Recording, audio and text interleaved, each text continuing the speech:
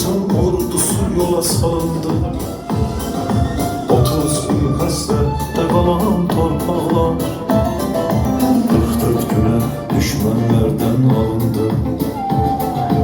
30 bin hasrette kalan torpaklar 44 güne düşmanlardan alındı. Unutma şehitleri, o düşen askerleri, bütün dünya tanıdı Azerbaycan seni.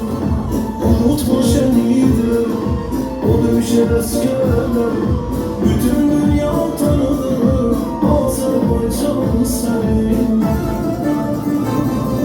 Canların dalların feda ettiler, torpağında bizim şehitler.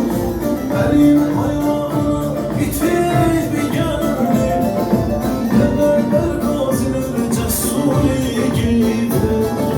Canların dalların feda ettiler, torpağında bizim şehitler. Elin ayağına itip geldi, neler gaziler cesur yiğitler.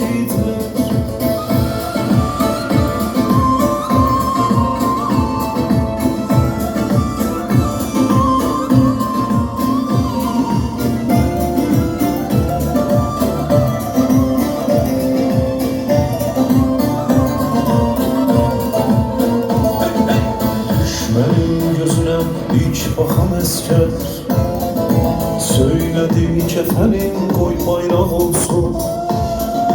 Ata ana bayrağı basıp bağrına öperek söyledi vatan sağ olsun.